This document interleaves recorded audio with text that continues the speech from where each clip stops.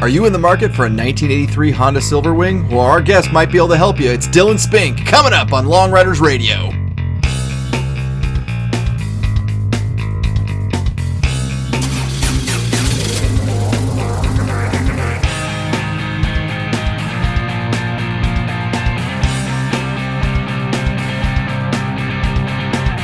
Support for Long Riders Radio comes from DiscountRamps.com. DiscountRamps.com offers a huge selection of power sports products for your ATV, UTV, motorcycle, and more. Everything you need to load, haul, or transport your power sports toys. Long Riders Radio listeners can save 15% off their order by using coupon code LONG. That's LONG at DiscountRamps.com. Well, hey there everyone, Justin here. Hope you're doing well, and hope you're getting in some good late fall motorcycling before the weather gets too cruddy here. This is definitely one of my favorite times of the year to ride, so hope you're getting out and enjoying it. For this episode, we're going to talk with Dylan Spink, and Dylan's one of those guys who, I guarantee you've seen one of his bikes, and you've at least probably heard about him if you're following the LD community at all. He's out of New England. He's got his own shop, and he does some really amazing work, and I think you'll see that coming up here. And he's got a very creative mind. That's an understatement. So sit back and relax. Enjoy this episode with Dylan. On the line today, we have a man that even if you haven't met him, I can almost guarantee you've seen a picture of one of his motorcycles if you've seen any picture of a major rally in the last 5 to 6 years. He's a 2-time finisher of the Iron Butt Rally, a 17th in 2017 and a 10th in 2019. And every time I see him, he always has a smile on his face. Who could it be? None other than Dylan Spink. Dylan, welcome to Long Riders Radio. Yeah, thanks for having me, Justin. Privileged to be here. All right. So, what did I miss there in that introduction? Tell us a little bit about yourself. How'd you get into LD riding, that kind of stuff? Yeah, sure. I grew up on the pegs of a dirt bike, really. My dad got me a Z50 when I was growing up. Wasn't really in a great state of repair, so basically you'd ride it for 20 minutes and then have to work on it for 50. So, that sort of got me started down the path of, working on wrenching on motorcycles and fabrication. My dad grew up on a farm, so always tried to sort of make do with what you have. Just kind of from there, my dad always had motorcycles and sort of always in the family, so traveling together, we'd go out to see my grandparents out in New York, and just sort of snowballed from there. Yeah, so what specifically got you into LD riding? Oh, goodness, that's a great question. So just, as soon as I turned 16, I got my motorcycle license.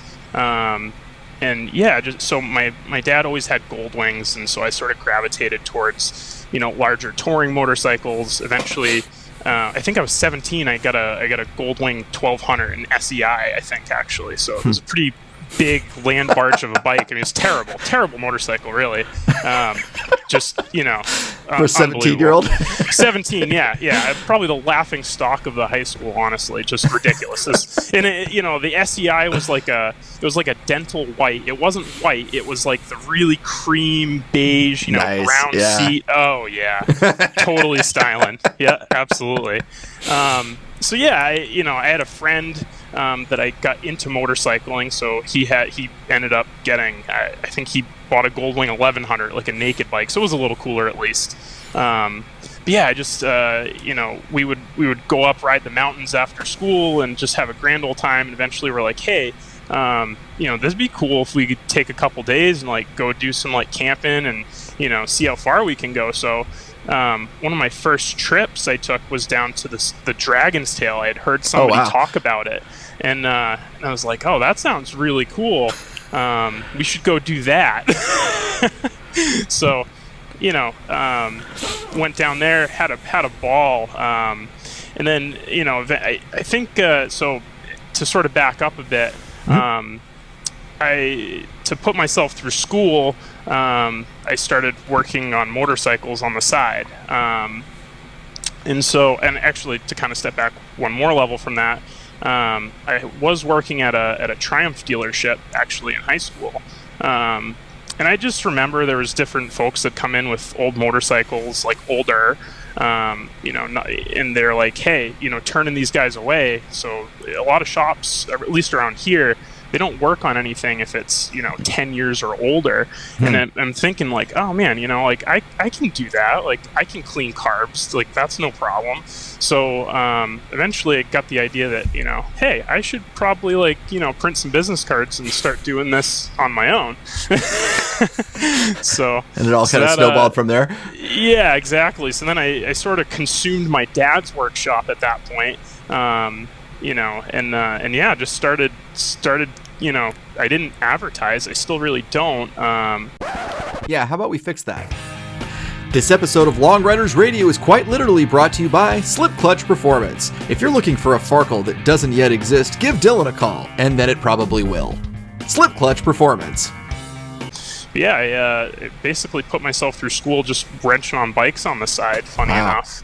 And I think at one point, there was a gentleman with a gold wing, did some tires or something on it, and he's like, "Oh yeah, those iron butt guys," and I was like, "What are you talking about?" And sort of picking his brain, and started doing some research, and eventually I ran across Ron Ayer's books and bought those, and I'm like, "Oh man, I need to do that. That looks really cool." So I remember I applied for IBR. Like, goodness, I tried looking back through my emails, but I think going back to like 2007, I want to say, I started applying. Yeah. And then, got rejected, obviously. And then started doing some more research, and then I saw that there's this thing called the Minuteman 1000, New England LD Riders. It was like a 24-hour rally. I'm like, oh man, yeah, sign me up for that. So, I think my first rally was the Minuteman, so I think that was in 2008, I want to say. You've been doing this a while. I have, yeah. All right, so I got to tell a story. Story time with Uncle Justin here. Certainly, please. All right, so this is the story of the first time I ever met you. Oh, my. And I don't remember if you may not remember this, but we were standing in line. It was Butt Light 8. We were standing in line for dinner. Yeah. And you were behind me. Okay. And somebody must have mentioned my name or something about the podcast. Because I had turned kind of towards you, and all of a sudden there's this, toe socks! Yes. Oh my goodness. Amazing. And I still wear them LD riding today. That's hysterical. The better part is your significant other who was with you just kind of rolls her eyes like, oh, God. Oh, my God, those stupid socks. Oh, yeah. So, because they're, Yeah, tell us about the toe socks. Oh, my God. Yeah, hilarious. So, goodness, what episode was that you were talking about them? Because that was like, that must have been... Teens, probably. It must have been teens, yeah. Because Butt Light was in 2016, so it must have been very early on in the podcast. Goodness, that's so funny. So I had found those socks after I had done the... it was the first Steve Chalmers, the 5 and Dime, I think it was. And my feet were just destroyed after that. I mean, it was one of those where my feet were destroyed after the rally. I came home and ended up getting an infection on my feet. Oh my God. Because of it. Then ended up having an allergic reaction to the medication they gave me. And it was just like this snowball of hell. Terrible. Yeah. And so I wonder if, because it all started in between my toes. I'm like, I wonder if these toe socks would work. Yeah. And so anyway, so I talked about it on the podcast, and that was hysterical. My first time I met you. So yeah, too funny. Yeah, I mean, because I had been listening. I'm trying to pinpoint when I started listening to the podcast, and I think one of I found out about Butt Light, signed up for that, got in, and then started listening to everything. But I specifically remember listening to, I think, the Josh Mountain episode. Okay, so that would have been it was like Butt Light 7, right? Yeah, one that Mike did. Yep. So anyways, I remember listening to the toe sock. So, when long distance riding, I wear really tall, like MX style boots, and so my feet just get swamped, right? And so it's just uncomfortable, and it's funny because I always quote Forrest Gump, just change your damn socks. Yeah. Yeah. So yeah, that's one of the things. When doing multi-day rallies, I don't pack a lot of stuff, but I do pack. However many days, that's how many pairs of socks, and I just discard as I go. Yeah. So those toe socks, fantastic. A little bit expensive to be thrown away, but part of the cost, right? All right. So speaking of Butt Light 8, I want to nerd out a little bit here, and because even before, I didn't realize it was your bike before the toe sock episode there, but there was I pull up into the parking lot at the Denver Marriott, there is a bike that you could see from space because it had high-vis yellow wheels on it, and I think there was powder-coated high-vis yellow wheels and high-vis everywhere. I mean, this thing just glowed. Yeah. I can't remember what kind of bike it was. I want to say it was a Yamaha, but that's... So it was a ST 1300. Okay, so it was a Honda, okay. Yeah, it was a Honda. All right, so tell us about that bike. Yeah, sure. So, it's funny just kind of in thinking back about, the different progression of sort of motorcycles and things through time that I've worked on. So speaking back to my Minuteman days, so Rob Nye puts on that rally, or did put on that rally. And so Rob Nye, was always known for having this sort of spaceship motorcycles. I think it was 2007 when he had the RT that was just, absolute spaceship with just antennas and all this cool stuff. And so, I think sort of my influence for some of that work was certainly from, just kind of seeing all this stuff. And I'm obviously by trade mechanical engineer and, like wrenching on stuff. So I sort of gravitate toward, I like buttons and shiny things and, things to keep me occupied while riding. So, so the ST, I think I bought the ST just sort of on a whim. I was like, really looking for, I think I had an F800 GS at the time. It was like, chain, long distance, not quite maybe what I want to deal with. So I'm sort of a Honda guy at heart. So I started looking on Craigslist, found this really nice ST that's bone stock. I'm like, perfect. That'll be a good thing to, rip apart over the winter. Yeah. So dragged that home and, tore it down to bits. But yeah, so that bike was a little over the top. It was a little crazy. A little, yeah. I mean, I remember, studying pictures of different rally bikes and being like, what's that antenna? Oh, it's a cell phone booster. Oh, I definitely need one of those. I don't know why, but I need that. Yes. So cool. So, I mean, that thing, I had a cell phone booster on it, which I don't know if it worked or did anything. You probably don't need one anymore these days, regardless. But anyways, it was cool. Looked cool. Had an Escort detector mounted on the back, mounted up on a ridiculous, pole, so it had good visibility. I had Savinas mounted on police mounts, and then did some the police guards on the lowers, and then I think I put Ericas down there. So I mean, it was to the point where the bike wouldn't idle if you had everything on high. It would like, I'm like, oh no, come on, honey, let's go. God. It was a little ridiculous. So then, I think the big thing with that was that was maybe one of the first auxiliary tanks that I had built. And so the ST is sort of funny, just with the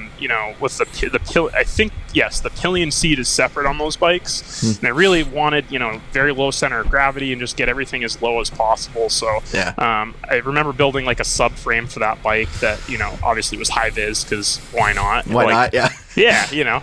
People have to see you. That's the biggest thing, right? So, you're kind of glossing over just a little bit here.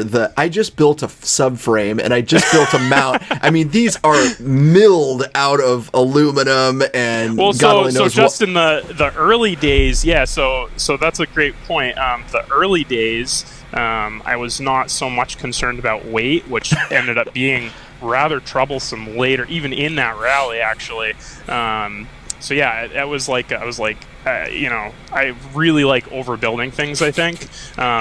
sort of to the point where, yeah, like I said, it caused considerable trouble, I think, just from a weight perspective. But yeah, it was like a steel subframe made out of like heavy wall, drawn over mandrel, 1-inch, tubing. It was just a little ridiculous. I mean, this thing was like, took a man and a child to set it on the bike, but it was rock solid. But you could pick the bike up by it. Yeah, probably. You could totally lift it up. Yeah. Yeah, but yeah, that was a heavy bike. Yeah. Okay, so that was 2016. Moving on to okay, so actually I thought of a question. Have you ever ridden a rally on the same bike? Like use a bike for 2 rallies? So I try to do like a warm-up ride. So like on the ST, for instance, I did ride that in the Minuteman prior to Butt Light that year, and even then it was like it was I ended up not finishing that. It was one of the only rallies I had not finished. I DNF'd. I ended up blowing a tire in Baltimore. I was really going. Wow. I remember thinking to myself, I was like, all right, like let's step it up and like really go for it. Sometimes I feel like I was a bit conservative in routing and stuff. I was like, well, hey, we're doing Butt Light this year. Let's see what we got. And so there was some ridiculous, probably not even a winning route, honestly, but it was down to Duck. Actually, it was down to Duck, North Carolina, to go get a Duck donut. I remember I made it down there. And this is, this rally, is typically New England, thereabouts. So I was like, oh, North Carolina. Yeah, that sounds good. Let's do that. Yeah. So ran down there, came back up through Baltimore and lost the rear tire completely. I mean, just shredded it. And then that was just, it was a time. Was that because of the weight, you think? I think it had something to do with it. Yeah, certainly. So maybe I picked up a nail or something and, something happened, but I ended up spending the night down there. And, it was a thing. Yeah. All right. So moving forward in time to the 2017 Iron Butt Rally. Yes. And you show up with a 1977 Honda GL 100 that is older than you are. And now, was this a hopeless class entry? It was, yeah. I don't. I know there was certainly some speculation once, and it was hilarious. So I sort of purposely stay off social media just because it's just too much. Yeah. So anyways, it was funny sort of list, but it also is kind of funny, so that way I can kind of be the bystander and listen to what sort of the commentary is. But I do remember hearing somebody posting like, oh, that can't be a hopeless bike, like that whole engine's been blueprinted and rebuilt and all the things. And I'm thinking to myself like, oh man, like I didn't. I didn't. Well, I didn't. But on top of that, I'm like, even if I did, it's from 1977. For goodness sakes. But yeah. All I could think of was this, like the ship of Theseus, where have you ever heard the old ship of Theseus thing, where it's is it the same ship if it's been completely rebuilt?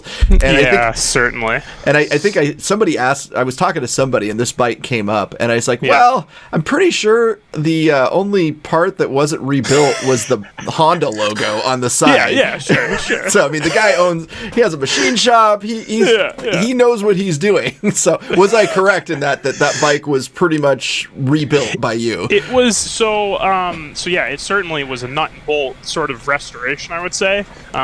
But the engine, I never split the engine on it. That thing still I never did head gaskets in it. I never did anything to the motor, just in typical Honda fashion, right? Yeah, just runs forever. Yeah, there's a couple things that the early Goldwings are known for. I pulled the back case. I did split the back case off. I put a new clutch in it. Just did some like maintenance-y things. But yeah, never did even head gaskets, and I literally just adjusted the valves and sent it. I have a picture somewhere of me and my friend just like spray painting the block with PJ1 paint, just silver, just to make it look nice. But yeah, there wasn't, it's still very much, mechanically a 77 as far as that's concerned. Wow. Everything else, obviously, it was completely gone through. Yeah. But yeah, it was so, I guess in stepping back, it all sort of ties back to Butt Light. So one of my sort of overarching goal was to run in the Iron Butt Rally, and I had continuously gotten rejected, obviously. and then I heard, oh, the Butt Light, oh, top 10 get no draw into IBR. I'm like, that's what I'll do. That was the goal for that Butt Light, was to get the no draw entry. Didn't end up happening. I was just off pace there, and I think ended up top 20 there. So I was a little bummed out, but I was like, all right, well, fine. At least I can spend the winter time doing something productive instead of messing around with motorcycles, right? So then I think I was talking to, it might have even been Rob Nye. And I was like, he had mentioned, I talked to him about, I was a little bummed out not getting into the no draw entry. And he's like, oh, well, you should, just write to Mike and, propose something stupid to ride. I'm like, okay. Yeah, okay, why not? Yeah, and so I distinctly remember I wrote Mike Kneebone an email, and I was like, hey, like, really want to run the IVR, like, I'll do whatever it takes, like, and I remember I suggested, I was like, listen, I've got a CBR 250, I'd be happy to ride that, and I said, what about like an old Goldwing or something, just because I'm familiar with that sort of generation of Honda specifically, and he wrote back and was like, oh yeah, old Goldwing, yeah, absolutely, like, do that. And so come to find out, he's obviously quite a fan of that particular bike, and so yeah, it ended up working out. Now, funny enough, I didn't even own a Goldwing at that point when I had wrote to him and suggested it. It was just I was like, oh yeah, I'll find a Goldwing. And I was like, yeah, I got one of those out back somewhere. Find Goldwing. Find bike. Yeah, and that was like, so just to paint the timeline, I'm pretty certain that was like November, early December. And I was like, oh man, I need to find a Goldwing. Yeah. Wow. Yep. And so you put that bike together in basically 5 months then. Yeah. Wow. I think it was yeah. So I didn't find the bike until like I think it was right around Christmas time. So yeah, it basically started like first of the year. And tore the thing down and started. Yeah. Funny. You still have it? So I do not. Unfortunately, I'd love to keep every one of the bikes, but space and whatnot, but so funny enough, that particular motorcycle has a bit of history with me. So back in the day when I was working on old motorcycles, this guy Tony, I remember him. He was just like, he must have been from New York or something. Just like Big Tony. He had his '77 Goldwing, and he wanted to ride with all his Harley buddies, and the thing wasn't running right, and couldn't keep up with his Harley buddies, so he wanted me to tune it up, and so, yeah, sure, it was a beautiful bike. It was really nice shape. And so I tuned it up, and he went and rode it, and he brought it back after something for an oil change or something, and funny enough, it just like I never heard from him again. It was like months went by, and I'm like, man, this is weird. Like usually people, I want to go get my motorcycle and ride it as soon as I can. I finally ended up getting in touch with him, and he's like, hey, I can't afford to pay you. He's like, would you buy the bike? I'm like, oh yeah, certainly. He's like, what's it worth to you? I was like, I don't know, $500 or sold. I'm like, all right, done. Yeah, perfect. So I don't know if you hard up for money or something. So I ended up buying that very bike. I was probably early 20s at that point. I ended up reselling it to actually a neighbor down the road. And so he had the bike and rode it, and so I saw it around town often. And that was that. I didn't really hear from him several years after that. And so anyways, when I started my search for an old Goldwing, it kind of popped in my head. I'm like, oh, I wonder if Dave has that Goldwing still. So I gave him a call, and he's like, yeah, I gave it to my son, and I think he still has it. I think he started like stripping it down to make it into like a cafe racer or something. I'm like, oh, okay. So I called his son up, and he's like, yeah, it's sitting, at my mom's, garage. I haven't run it in years. I'm like, perfect. I ought to have that. Yeah. So ended up getting it back. Had a box of everything he took off of it, probably. It was like, here's the box, here's like the wheels, and here's a bunch of other bits, and which is fine because it was gonna get torn apart anyway. So that's so kind of funny, full circle there. Yeah. All right, so now we're on to Butt Light 9. I don't know, I'm guessing on this one, but is this the 18 Goldwing? for Bud Light 9? Yes. So I don't know if you know this, but that motorcycle is the reason why I own a Goldwing. Oh, excellent. I did not. Very good. So tell Influencer. us. Yeah, pretty much. So tell me about this 2018, the new Goldwing. The new Goldwing, yeah, certainly.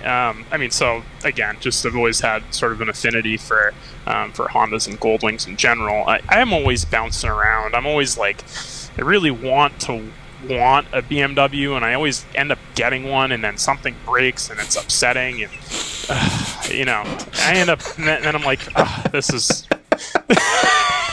probably gonna upset a lot of people. But anyways, no, I think even the BMW people would probably agree with you there.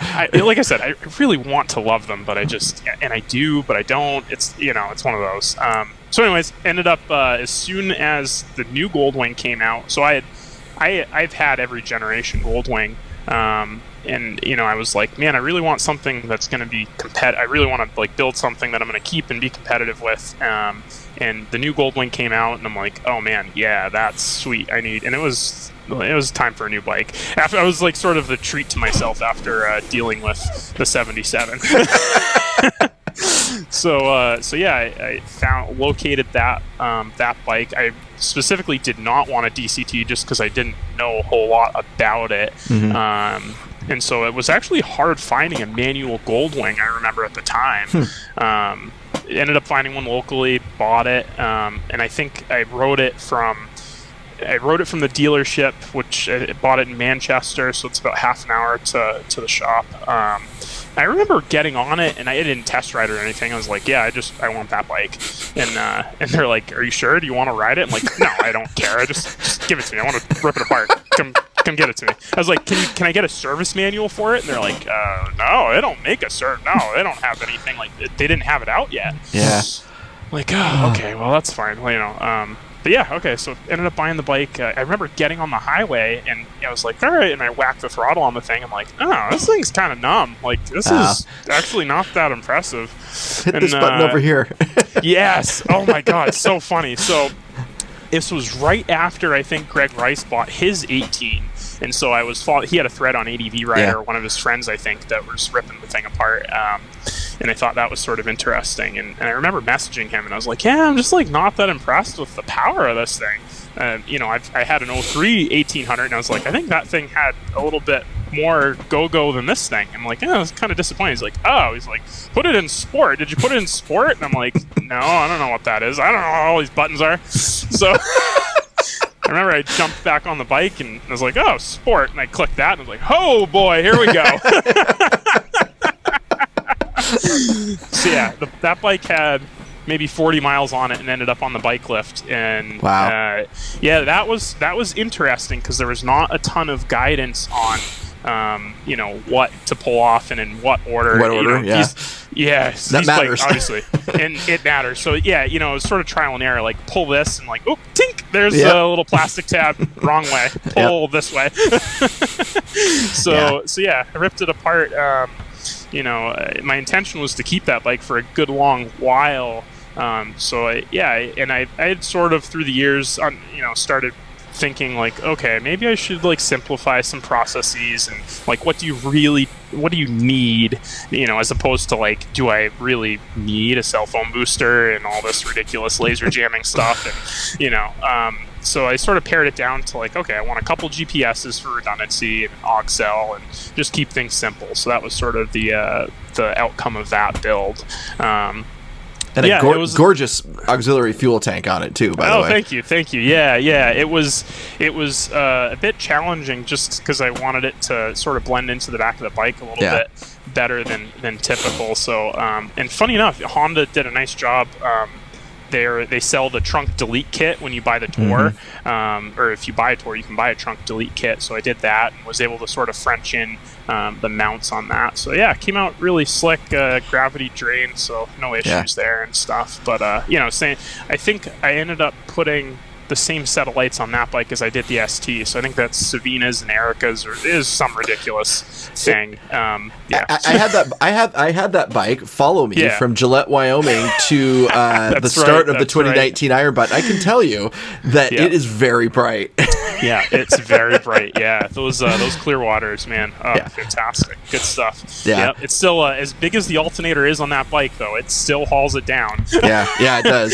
It definitely does. Yeah. And we can thank the COVID-19 pandemic as the reason why I do not have a similar tank on my Goldwing, because yes, I know. Dylan and I have been talking for almost, I would say, close to a year about because we're pretty much as far apart in the country as you can get, if unless you lived in Florida or something. Yeah, but there was no way I was going to be able to get my motorcycle out to Dylan and back this summer. So went with a different option, but we'll talk later about some mounts or something. Absolutely. Yeah, no, I remember it being in conversation with you, and then it was right. I think it was right around March time frame, which at least out here is when COVID really started picking up, and we ended up.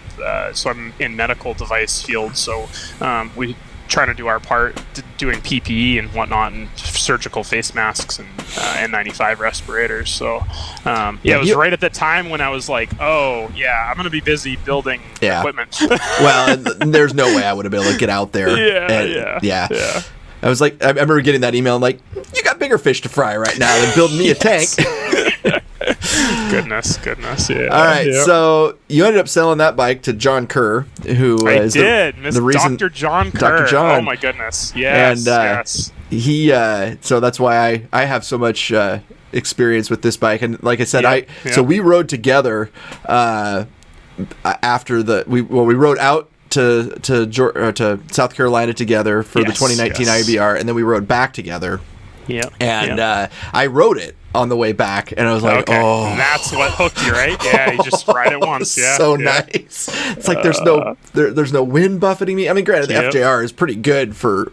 I mean, all certainly. things considered, but Goldwing was a little better, so I came back and started looking. Well, I remember teasing you in the parking lot. Or you grabbed me and you were like, "Hey, like I think I want this. Like, can you do like a trim piece behind the tank or behind, in front of the tank, like to the seat? It was something like that." I'm like, "Yeah, we can fab one." And I was like, "Or you can buy a Goldwing, or you could just buy a Goldwing. That's the other logical option." And there you go. Problem solved. Done. Yep. There's that. All right, so now we're moving on to what are we up to? 2019, the 2019 IBR. Yes, and you decided to go. You weren't going with a Goldwing this time. You went with a 1983 Honda Silverwing. And was this hopeless? Silverwing. Was this hopeless class 2, or had they picked up that you were not hopeless? I'm not exactly sure, and I don't know if I ever got clarity on it. So maybe, maybe something will come of this, and we'll see. I'm not sure. Was it a hopeless class? I like to feel like it was hopeless because it certainly felt hopeless. Well, I have to say, number of times. It had. This has to be close to the top of the highest scoring or highest finishing hopeless class entries ever, if it's a hopeless class. I'm not sure. It's sort of it's one of those things I'm just not positive. Maybe Ira can maybe we never will be. Maybe Ira can give us a little clarification on that. We'll see. Okay, so why this bike? I don't know if I have a great answer for that, honestly. It was there. It was this was how did this come about? So I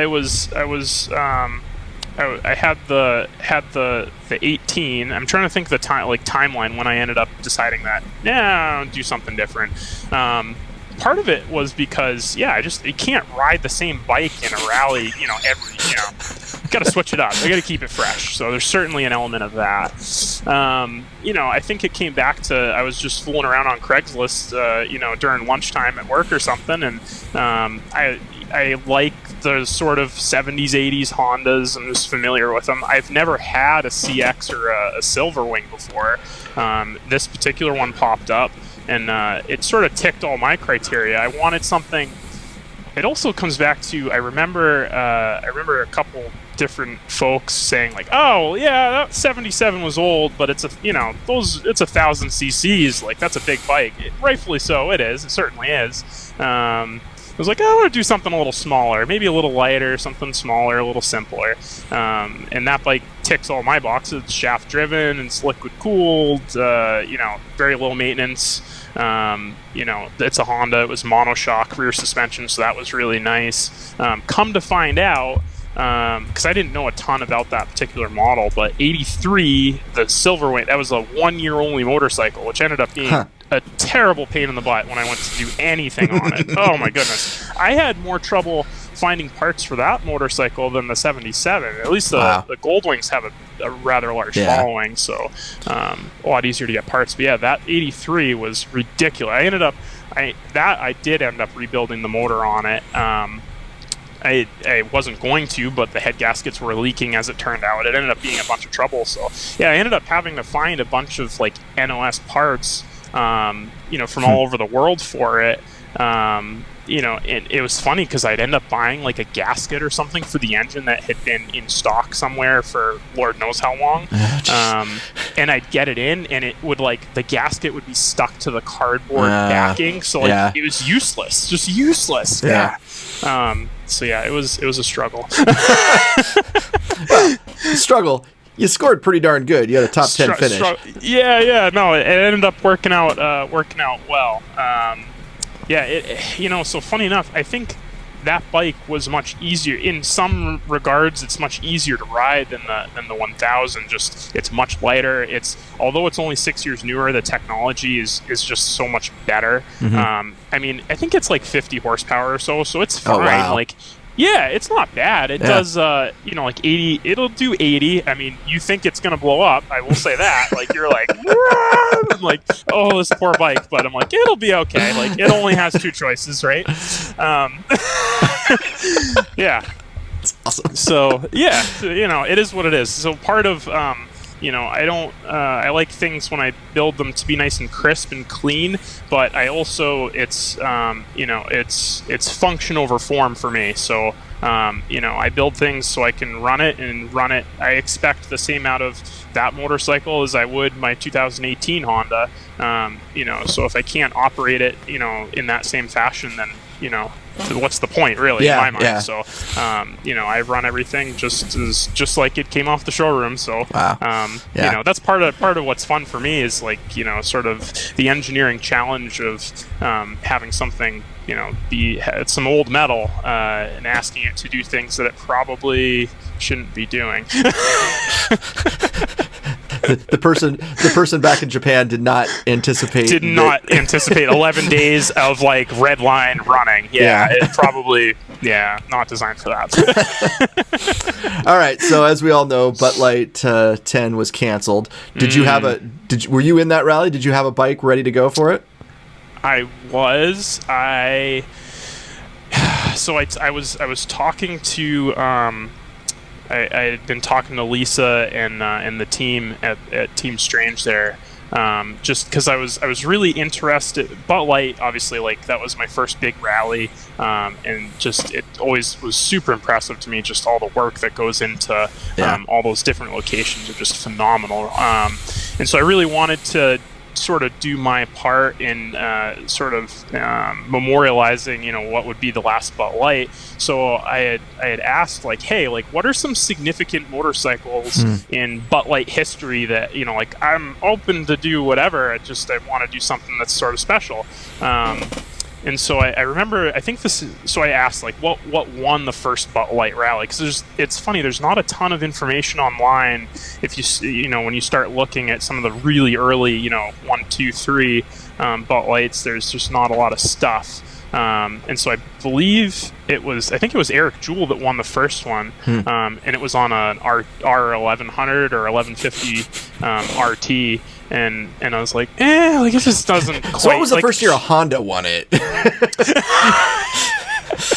Oh, goodness. So then I think Bart chimed in on that thread and was like, if you really want to challenge, there was a gentleman, and I forget the name, that rode a panhead in Butt Light 5, and I was like, oh man, okay, maybe I don't know, let me think about it. So anyways, long story short, I ended up I was primed to run the Silverwing again, and then COVID happened, and then that was sort of the end of that. I sort of had I was still on the fence. I was still looking for a panhead actually, and I was like, well, maybe I'll do that. So I was softly looking for one. Nothing ever quite came to fruition there, and then everything sort of went wayside. I started, basically where I work. I think February timeline, we were really sort of buckling down, and just sort of taking the long view, and was like, I don't think anything's going to happen, over the coming months. And so we sort of turned attention, and that was that. So yeah, I was signed up, ready to go. And then that was that. So. Yeah. All right. So, and I can't remember who I heard this. I think I was I think it was in the kind of after the interview, Greg Rice interview. Okay. Where we were kind of just BSing a little bit. Yeah. Your name came up, and and he's like, yeah, ask him what he's building for 2021.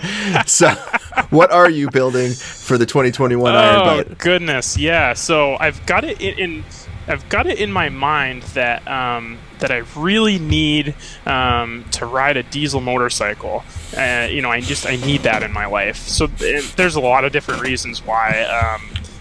My grandfather was big into tractor pulling, so he'd build like these multi-turbo, ridiculous, pro stock tractors, and I sort of got into to sled pulling myself a little bit with my father, and always had diesel pickups and cars, and I've always just really enjoyed working on diesels, and it's funny. I think Mike put out an email and was like, hey, we're really looking for like different things for 21, and I'm like, oh yeah, that sounds good. And I had thought about maybe doing electric, but it's just not quite there. I feel like obviously it's kind of interesting. I've been watching Long Way Up, really interesting stuff.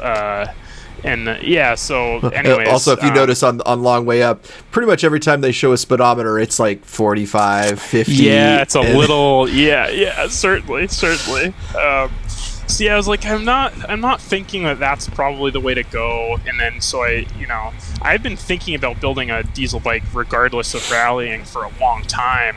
But the problem, and I've thought a lot about it over the past years, and the difficult, because there's a number of different folks who have built diesels. I think somebody even in the mid 90s started in IBR but didn't complete the IBR on a diesel bike. And obviously there's that KLR 650 variant, the Hayes diversified bikes. So that's certainly an option. But I really want something that I can go and be competitive on is at the end of the day what I'm looking for. So I really want shaft. There's a few different like sort of design specifications that I came up with. It has to be able to do 85 miles an hour reliably all day long. I want it to be shaft driven. I want it to be, weather protective and, able to really do a good job and compete. I think I've sort of vetted the design enough, where I've got a number of different components I'm going to be putting together. So I've got a liquid cooled Kubota diesel, that's going to be mated, to, basically a Baker transmission.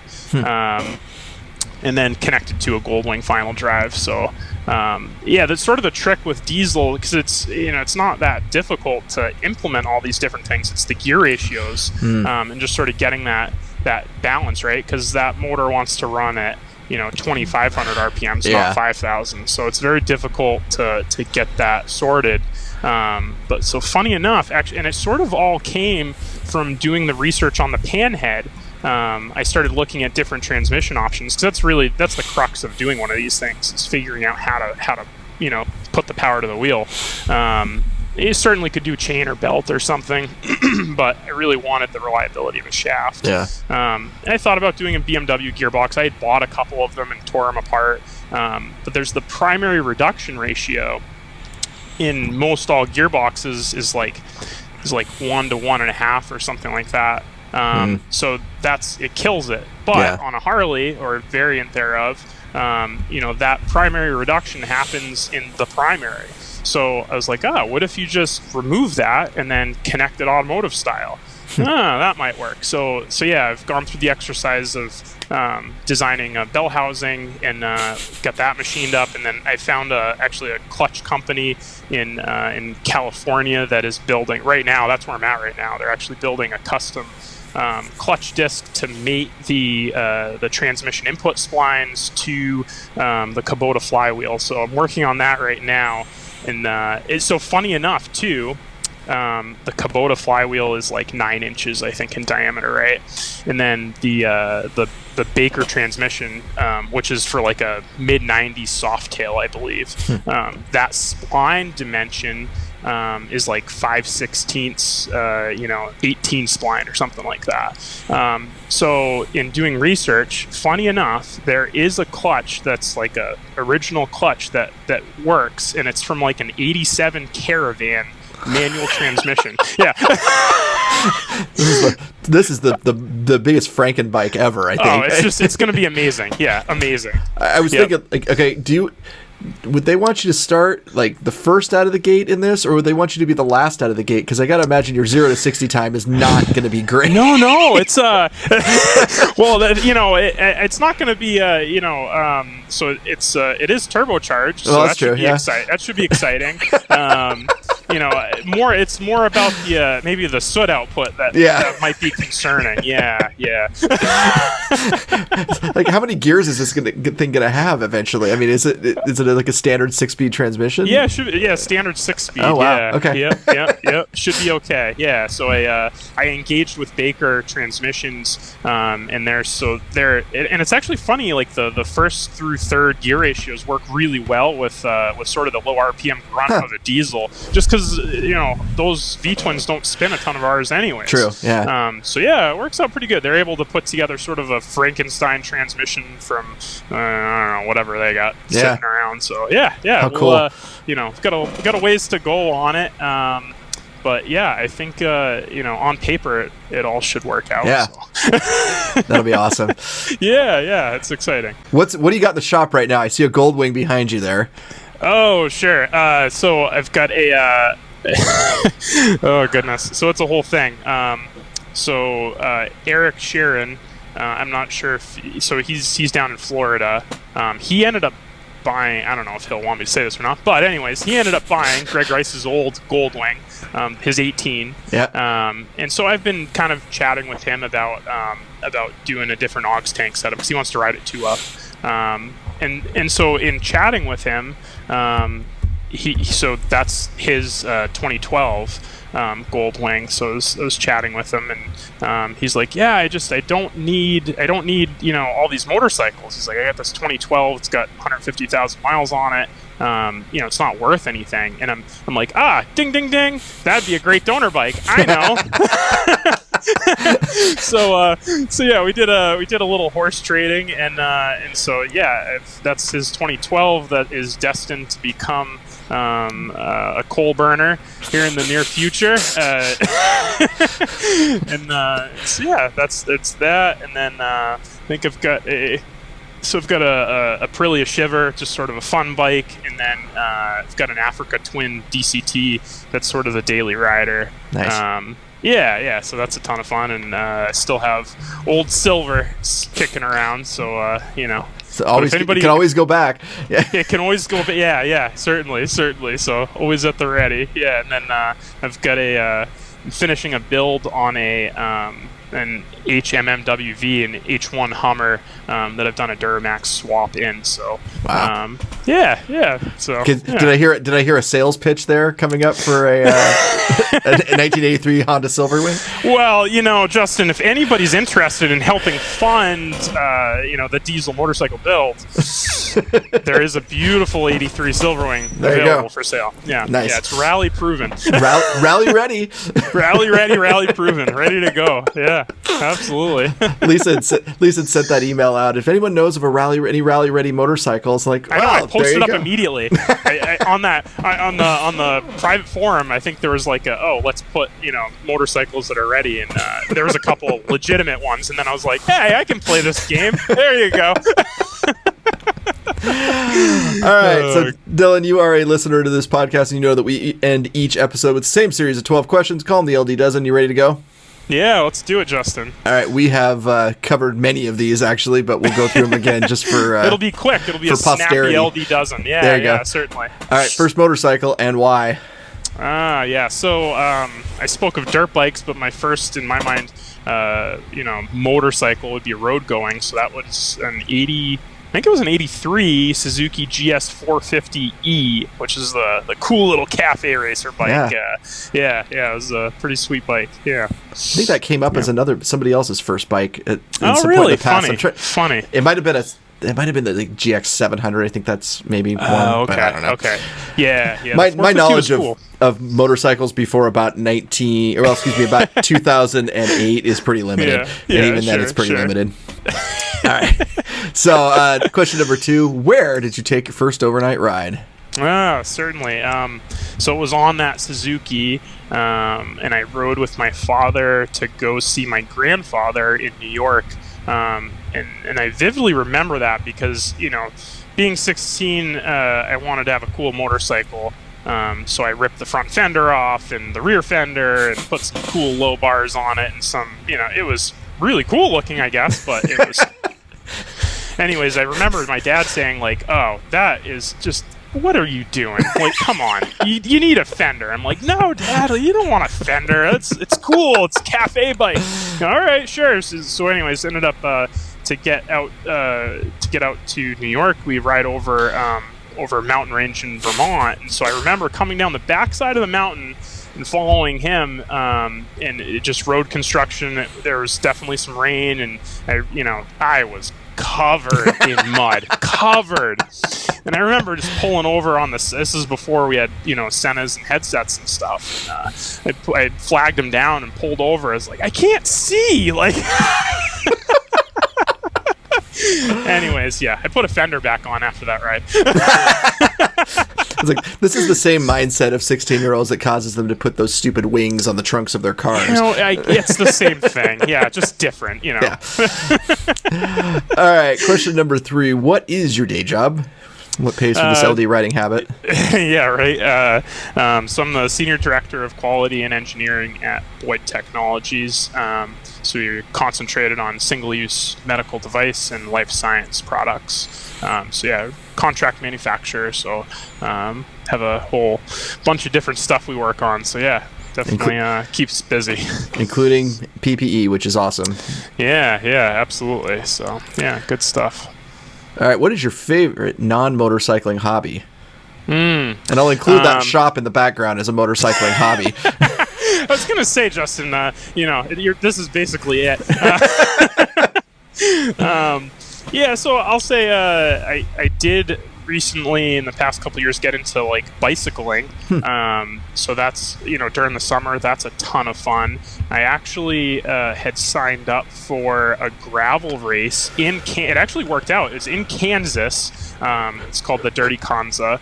It's a 100-mile gravel cyclocross race. And it's very like IBR-ish or rally-ish in that it's an unsupported ride. So that was scheduled actually for the week before Butt Light 10. So it was going to work out really nice. I was going to have my father ship the motorcycle and the cycle out and then go compete in both. But obviously that ended up getting canceled as well. And then wintertime skiing, definitely downhill skier for sure. So, cool. Yeah. All right, question number 5. What is your favorite road? Favorite road. So I'm going to say, there's so many good roads, but the Kangamangas Highway in New Hampshire, Route 112, just a nice little 50-mile stretch. It's not, I'll tell you, it's not super exciting, but it was sort of the first, that was like the first cool, twisty, windy road that I remember going up on, and, it's probably more significant for that than anything, but yeah. Cool. All right, flip side, what's your least favorite road? I-95 into Boston. Yeah. Yep. Terrible. Did that commute for a couple years, and yeah, no thanks. Yeah. All right, when you're planning out a trip, what kind of navigation software you use? Basecamp, Streets Trips, Paper Maps, Waze? Yeah, so I am a Basecamp user. I love to hate Garmin products. It's like all of us, Yeah. I think. It's one of those necessary evils. Every time I get a new Garmin product, I'm like, oh man, like if this one's going to be different. This will be different. I know it will. Like the TPMS will definitely work on this. And if they just would do what it says it would do, they would be fantastic. But yeah, so mostly Basecamp. I did just try using Google Maps, the My Maps thing, for the Global Local Rally that we just did last weekend. That was sort of interesting. I don't know. It's just different. It's one of those things. I played around with that too, and the limitation I found on that one is that I think there's a limit to the number of points you can have on it. Yeah, I ended up having to do and it was it's just sort of annoying. I think it was like 19 or 20 sticks in my mind. So, and I needed like 25, and it was like, I have to do 2 separate routes. Like, come on. Yeah. Yeah, they're not making it for people who are like, why would you need to have 25 waypoints across the country? You're like, well, come on, I need to find those compasses. Like, all right. I can only imagine what the answer to this question is going to be. If you get a new motorcycle tomorrow, what's the first Farkle you're going to put on it, and are you going to make it yourself? Oh man! So the trouble with that is typically I'm like an all or nothing kind of guy. So it's not it's not the one by one approach. Yeah. It's just remove everything and start over. Do you have a list of things that you like? Okay, on every bike, I'm going to replace this. Yeah, I mean, there's sort of like the basic recipe. I'm going to say I'm certainly a Russell Daylong fan. As soon as I get the bike, or even before I get the bike, I put in the order for one of those. I've actually gotten into the habit. This works really well. Pro tip here, everyone. Just put in a Russell Daylong order every year, regardless of if you need one or not. I'll use it. I'll use that service. So, you just got to get your name in the queue, is what I find. See, I have a little bit of an advantage here that I can just ride down there. It's a day ride down there, and so someday I'm gonna do that when I decide on a bike that I might keep for longer than a hot second. But for now the mail-in service has been more than adequate. Yeah. You got that whole box thing figured out. Yeah, it's fine. Oh, there goes another seat. No, the UPS store knows me well. So. I bet. All right, so we covered this one, but we didn't cover the second part, the why part. So what are your current motorcycles? Are they all behind you there? Yes. Well, I have a couple old. I have a 67 Honda 305 that resides in the living room just because it's a nice piece to look at. Yeah. It's a separate story, but yeah. But yeah, sort of my daily, like I was saying before, is the Africa Twin. It's one of these things where I caught myself the other day looking for a black 19 gold wing because I was like, oh man, DCT wing would be really nice. So what do you think of the DCT on the Africa Twin? I gotta tell you, I really do love it. Really? Okay. Because I love it. So when I was buying mine, there was the one I bought, which was the demo model that was much less expensive, and then they had a brand new blue, which I loved. Yeah, the blue's nice. Oh god, that was beautiful. DCT. And my biggest concern, and maybe you wouldn't have this problem after ridden motorcycles more, or maybe you might have it just as much. I was really concerned that my muscle memory would just go with not having a clutch, and I'd get on another motorcycle and come up to a stop So I don't know, and it was going to be another $8,000 to buy that bike versus the one I got, so it was tough to justify. But what's your thoughts on that? Yeah, it's interesting. So I have the same concern. So fortunately, I'm like, well, that's a good reason to have more than one motorcycle, right? Because muscle memory. Practice. That's a great practice. Yeah, you can't go out of practice. It's safety, honey. I have to have more than one. I have to have this. Yes, exactly. So I'll tell you from like a rally perspective. Oh my goodness, it's a godsend. Yeah, well, it's just you just don't have to think about it. It's just and it's on the Africa Twin. I always end up running it in sport, and it's fun. It's like it's really good. It almost does what I expect it to do all the time. Like sometimes it hangs shifts a little longer than I'd like. I think also with the chain, maybe it's like I'm getting better, but it actually takes a bit of practice to become like smooth with it. I feel like, especially if you're loaded with passenger, it's just different. Like it's a little bit more twitchy, I'm gonna say, than maybe a manual bike, just because you're used to feathering the clutch and friction point and stuff, so you don't have that. And then the other thing I found is that you end up running through brakes really quickly. Interesting. Just because you're not downshift. Yeah. I think I was talking to Eric Sheeran about this on his Goldwing, and he said, just to manually shift it. So I started doing that, and that certainly helps, and it also helps make it feel a bit more like motorcycle instead of a scooter. Yeah. Yep. So I think to sort of round out the question, I really enjoy the DCT, but I still like my manual transmission. Yeah. Every time I'm sitting in traffic, I'm like, that $8,000 would have been worth it. But yeah, I'll tell you, like taking off from a stop is just an absolute riot on a DCT bike, though. Yeah. It's just boom, boom, boom, boom. Yeah, just a ton of fun. Yeah. But okay, so we already talked, but who made your seat? Yes, the Russell folks. Yeah, nice. Very good. I don't know. You didn't have you did not have a Russell seat on your 2018 Goldwing. I didn't get to it. I had ordered one, and it just was by the time I placed the order. I don't know what their current lead time is, but it seems like it's always 3-4 months. It's just it's a thing. So. I didn't get ahead of the curve on that, but the stock 18 Goldwing seat is actually pretty good. It wasn't bad. I found it was about 200 miles, and I was getting a little squirmy. Yeah, well, it's not I think I put beads. I think I did the bead rider thing. Bead rider worked. When I had the beads on it, it worked fine. But up here, I mean, riding in the winter, having the beads is not advisable. An option. Yeah, certainly. It's a little chilly. So. Yeah. All right. Agreed. So question 11, what is your favorite or the most interesting place you've visited on a motorcycle? Interesting. So just on these rallies, we go to so many interesting places.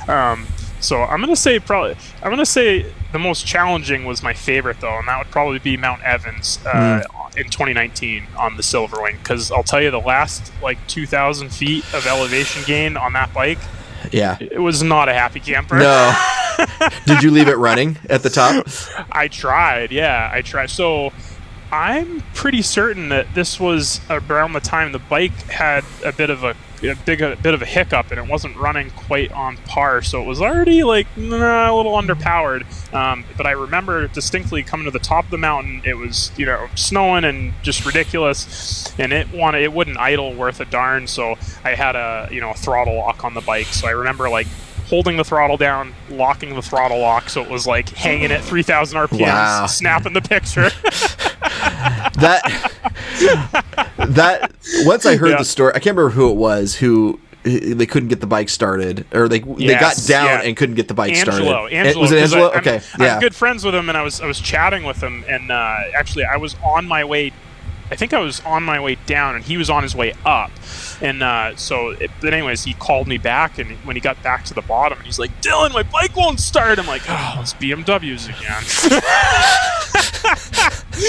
Oh man, I'm like, but seriously, do you need help? So anyway, he ended up getting it worked out, but I was like, oh man, that's a bad time. Yeah, that story, just like that right there. That's why I didn't go up there. That's why I didn't go up there. It was a riot, though. I got to tell you, I had an absolute riot going up. Up to about 10,000 feet, I think. Yeah, and it started going a little sideways. Yeah. Yeah. Well, normally it probably would have been a great time during the summer, but that summer of 2019 was so odd weather-wise. Oh my goodness! Yeah, I don't know if you ever heard the story of John and I coming back through South Dakota, and we got stuck we crossed a really severe thunderstorm on I-90. Okay. And it was to the point where I was in the passing lane, and the next thing I realized, I'm on the opposite shoulder because I got blown over there. Yeah. And we stopped at I'll put some pictures up of this. Yeah. Please do. But we stopped and we stopped at a gas station and okay, we're just gonna eat the hotel reservation where we were originally going. We're staying here, and I mean we were just both soaking wet, and we get to the hotel and we start hearing what's that noise? Oh, it's tornado sirens. God, we stopped. My land. And so the cashier is just freaking out, and both John and I are just as long as it's not a direct hit, we'll be fine. Just a glancing blow, no problem. Just get us a room, and so we can get these gear off. That is amazing. But yeah, that was non sequitur there, but that whole rally there, and there was some strange weather encountered. All the flooding and everything else. Oh my goodness! Yeah, certainly. Did you go down to Venice? Yeah. On the last leg? Yeah. That one to me was just. I mean, the weather was beautiful by the time I got down there, but it was coming back. I think I hit something. It was terrible. There was on the last day. There was a really bad thunderstorm going up there. Yeah, it wasn't that bad, but as bad as the one in South Dakota. But but yeah. The thing that struck me going down to Venice was looking at all these houses that are brand new and on stilts, about 30 to 40 foot stilts. Wild, just wild. Katrina must have just destroyed this whole area, and it was just oh my god, I can't imagine 40 feet of water needing to be that high to save your house. You know, there's a reason for it. Yeah, exactly. All right, so suddenly we've gone from motorcycling to biblical flooding and hurricanes. Question 12. Getting back on track. How do you pass the time on a long ride? Music, audiobooks? So a little bit of, during rallying specifically, I find myself just busy poking at GPSs and thinking about things. I do actually also in riding these old motorcycles, it's really good to just sort of keep an ear out. What is that sound? Oh, that's not good. Yeah, that's a new sound. That's a new sound. Should we pay attention? Yes. Is that smell? Can I smell that smell over here? Yeah, exactly. Oh man, you wonder what other guys on the highway are thinking this year. Yeah. Oh goodness, but yeah, do some podcasts, and, a little bit of music, but mostly silence. Yeah. Cool. Yeah. All right. Well, you've completed the LD dozen. We've been at it. Gosh, it doesn't even seem like an hour, but that's getting close to an hour here. Goes by quick, right? Yeah. You got anything else you want to talk about before I let you go? I think I'm good, Justin. Appreciate the opportunity. It's been fun. All right. That is Dylan Spink. Hopefully another solid finish in the upcoming IVR. Best of luck to you. I'll see you there. And thanks for coming on Long Riders Radio. Awesome. Thanks, Justin. Well, if you'd like to get in contact with me, there's lots of ways you can do it. Easiest way is to head over to that website, www.longridersradio.com. And hey, another thank you over to the folks at discountramps.com for their support on this episode. Discountramps.com has a huge selection of power sports products for your ATV, UTV, motorcycle, and more. Long Riders Radio listeners will save 15% on their order with coupon code LONG. That's LONG, just like my last name, LONG. And as always, we need to thank this show's founder, Mr. Michael Cox. I was talking to Mike the other day and found out he bought a new motorcycle. And I was like, why'd you pick that one, Mike? And he said, ooh, I like buttons and shiny things. Ride safe, everyone.